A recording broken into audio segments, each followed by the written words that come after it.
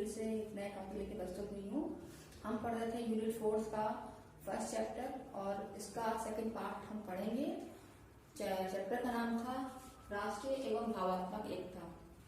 राष्ट्रीय एकीकरण के बारे में पढ़ चुके हैं और आज हम पढ़ेंगे राष्ट्रीय एकीकरण की बाधाओं का निवारण। मतलब किन पॉइंट को हम किस पॉइंट के आधार पर हम राष्ट्रीय एकीकरण में जो बाधक चीजें हैं उनका निवारण कर सकते हैं। वो पॉइंट कौन कौन से हैं, चलिए समझ लेते हैं। पहला पॉइंट है समाज के सभी वर्गों की सत्ता में भागीदारी। दूसरा पॉइंट है शिक्षा में क्रांति। तीसरा पॉइंट है आर्थिक समता का उन्मूलन। फोर्थ पॉइंट है सशक्त लोकमत का सृजन। ये हमारे 4 मुख्य पॉइंट हैं जिसके आधार पे हम राष्ट्रीय एकीकरण की बाधाओं का निवारण कर सकते हैं। तो पहले समझ लेते हैं हम राष्ट्रीय समाज के सभी वर्गों की सत्ता में भागीदारी किस प्रकार से हो ताकि राष्ट्रीय एकीकरण की भावना का निवारण हो सके। राष्ट्रीय एकीकरण की भावना में ये बहुत ही महत्वपूर्ण पॉइंट है। समाज के सभी वर्गों की सत्ता में भागीदारी हो। यदि सत्ता में एक वर्ग या कुछ वर्गों का आधिपत्य और एकाधिकार रहेगा तो निश्चित रूप से अन्य वर्ग में निराशा और अलगाव की भावना उत्पन्न होगी। अतः समाज के सभी वर्गों को सत्ता में भागीदारी देनी होगी, तभी हमारे देश में एक राष्ट्रीय एकीकरण की भावना का निवारण हो सकता है। किस प्रकार हो सकता है?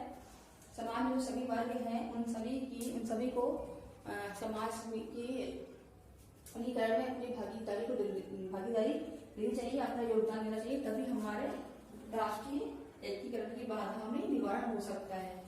दूसरा क्या है? शिक्षा में क्रांतिकारी या शिक्षा में क्रांति के द्वारा राष्ट्रीय एकीकरण की भावना का निवारण हो सकता है। शिक्षा की उचित व्यवस्था की आवश्यकता होगी, तभी हमारे देश में राष्ट्रीय एकीकरण की भावना राष्ट्रीय एकीकरण की में बाधक चीजों का निवारण होगा। सभी स्तरों पर पाठ्यक्रमों से ऐसे अंशों को हटा दिया जाना चाहिए जिससे फूट, सांप्रदायिकता और भेदभाव, क्षेत्रवाद की गंध आती हो। क्या कहा है? जो हमारा पाठ्यक्रम है, जो हमारे विभिन्न क्षेत्रों में विभिन्न क्लासों में जो पाठ्यक्रम है उन सभी पाठ्यक्रम में से ऐसी चीजें हटा देनी चाहिए जिससे हमारे में अलगाव की भावना उत्पन्न हो। महाविद्यालय स्तर पर विभिन्न क्षेत्रों के छात्रों, प्रधानाध्यापक एवं प्राचार्य आदि में विभिन्न गोष्ठियों, सम्मेलन, सेमिनारों द्वारा घनिष्ठ संपर्क स्थापित किया जाना चाहिए जिससे अलगाव की भावना कम हो और एकता प्राप्ति का मार्ग प्रशस्त हो सके। हमारे जो विद्यालय हैं सभी में अगर इन पाठों के आधार पर सभी में एकजुट रहे कि कार्य करने की भावना देखेंगे तो क्या होगा? छात्रों में भी यह भावना उत्पन्न होगी और वो समझेंगे, वो भी इसी को समझेंगे कहीं हमारे में एकता हो। तो ये पॉइंट हमारा कहीं ना कहीं राष्ट्रीय एकीकरण की भावना को, राष्ट्रीय एकीकरण की बाधक चीजों को कम करने में सहायता करेगा। दूसरा पॉइंट क्या है? आर्थिक क्षमता का उन्मूलन। आर्थिक क्षमता का जो उन्मूलन है, देश में व्याप्त आर्थिक क्षमता को समाप्त करने के लिए यथाशीघ्र प्रयास किए जाना चाहिए।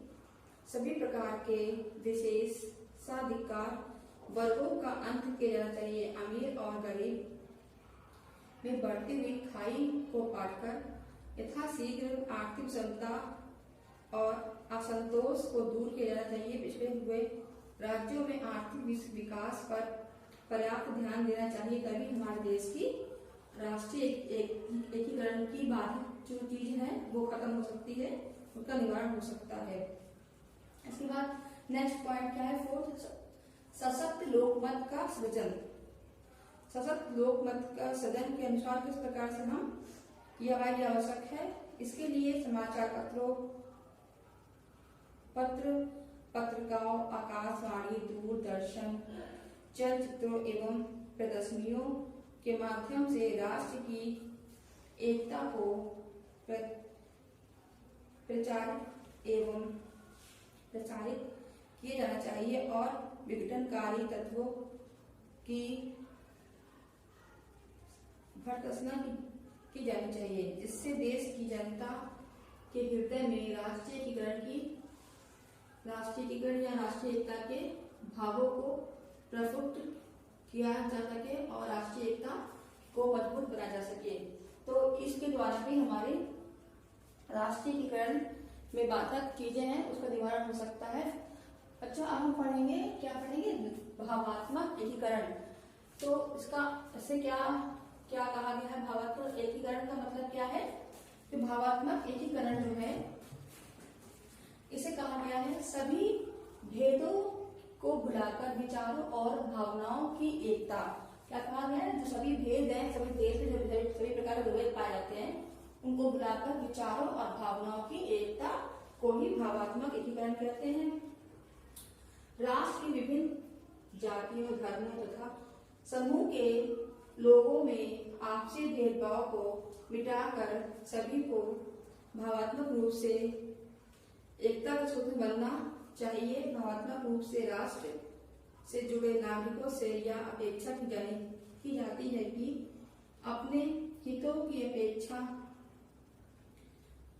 राष्ट्र की आवश्यकताओं, आदर्शों एवं आकांक्षाओं को सर्वोपरि समझे। क्या समझे? कि वो अपनी इच्छाओं को हटा करके वो सबसे पहले क्या समझे? राष्ट्रीय एकता की भावनाओं को समझे और उसी को ही मेन फोकस करे, उसी को सबसे ऊपर माने, सर्वोपरि माने। अब बच्चों, इसके बाद हम पढ़ेंगे इसकी परिभाषाएं।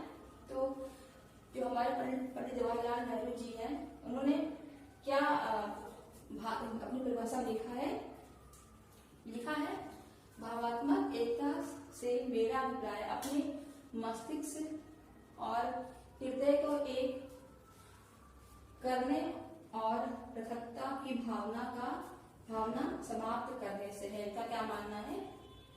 भावात्मक एकता हो या भावात्मक एकीकरण से इसका क्या अभिप्राय है कि मस्तिष्क और हृदय को एक करने और पृथकता की भावना को समाप्त करना ही इनका उद्देश्य होना चाहिए। ये इन्होंने अपने शब्दों में लिखा है। फिर दूसरा उसी परिभाषा क्या है? के.जी. सैयदेन ने क्या लिखा है अपनी परिभाषा में? इनकी परिभाषा कुछ डिफिकल्ट है और चलिए समझ लेते हैं। उन्होंने कहा है भावात्मक एकता का अर्थ विभिन्नताओं की समाप्ति नहीं। इनका मतलब है कि भावात्मक जो एकता है, ये विभिन्नताओं की समाप्ति नहीं होनी चाहिए, नहीं है। इसका अर्थ तो यह है कि व्यक्तियों को मतभेद का अधिकार, इनका मानना है जो व्यक्ति है उन्हें मतभेद का अधिकार है और अपनी इस भिन्नता को वे बिना किसी भय तर्क के आधार पर अभिव्यक्त कर सकते हैं। इनका कहना है कि वो अपनी भिन्नता को किसी भी भय और तर्क के आधार पे अभिव्यक्त कर सकते हैं। लेकिन क्या है? लेकिन राष्ट्रीय एकीकरण और आधारभूत निष्ठाओं को दृष्टि में रखते हुए ही ये इनका कहना है कि जो व्यक्ति है इन सारे कामों को कर सकता है, लेकिन वो इस बात को ध्यान रखें कि वो राष्ट्र में रहता है, भारतीय है और वो राष्ट्रीय एकीकरण की क्या जो पॉइंट है तो वो ध्यान रख करके इन सारे कार्यों को कर सकता है। तो वो इस पॉइंट का नाम मिले कि वो राष्ट्रीय एकता और भावात्मक एकता को खंडित ना करे, तभी वो इन सारे पॉइंट को फॉलो कर सकता है। अब बच्चों में पढ़ेंगे भावात्मक एकीकरण में बाधाएं।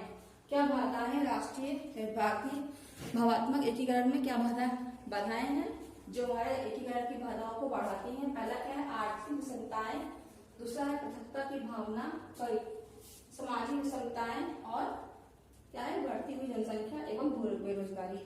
ये 4 पॉइंट हमारे हैं। तो पहला हम समझ लेते हैं आर्थिक विषमताएं। आर्थिक विषमताओं के आधार पर हम कैसे समझेंगे? जो बाधक है भारत में विशाल सामाजिक और आर्थिक क्षमता एवं अवसर की असमानताएं हैं। हमारे देश में जहां बहुत से लोग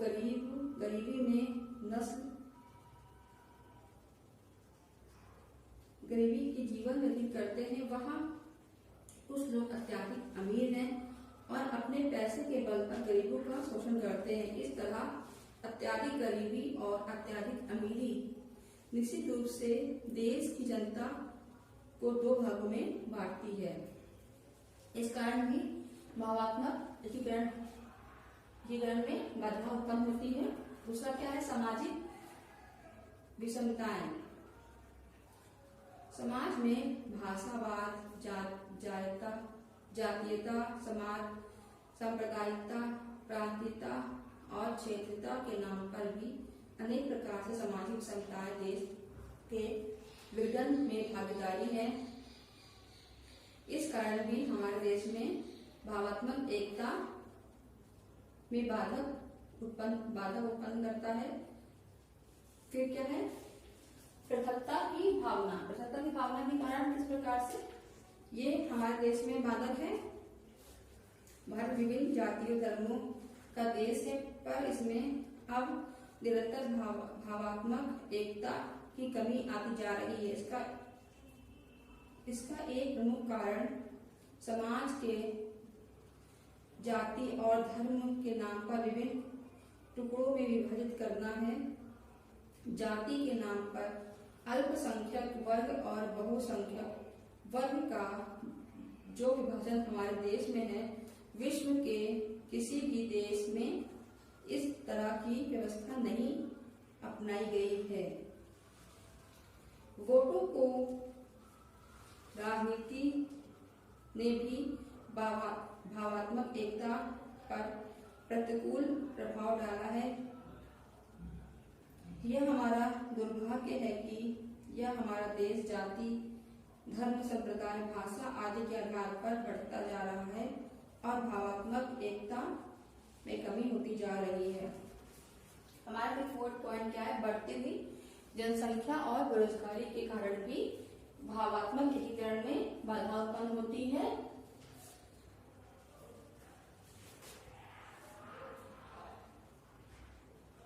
ऐसे लोगों से भावात्मक एकता की आशा करना व्यर्थ है, जो रोजगार के अवसर कम होते हैं। भारत की जनसंख्या निरंतर तेजी से बढ़ती जा रही है और जिसके कारण लोगों में भावना की जो एक कड़ी है वो टूटती ही जा रही है, क्योंकि जब लोग अपनी भावनाओं से भारत की जनसंख्या निरंतर बढ़ती जा रही है और रोजगार के अवसर कम हो रहे हैं। परिणाम स्वरूप समाज में निरंतर अपराध बढ़ रहे हैं और लोगों का एक दूसरे से विश्वास कम होता जा रहा है। पेट की भूख इंसान को गद्दार बनाने पर मजबूर करती है। ऐसे लोगों से भावात्मक एकता की आशा करना व्यर्थ है। सरकार भी देशवासियों की आवश्यकताओं को पूरा करने का अतिशील उपाय करना चाहिए सरकार को भी, ताकि वो भावात्मक एकता या भावात्मक एकीकरण में जो बाधक चीज है उसे वो समाप्त कर सके।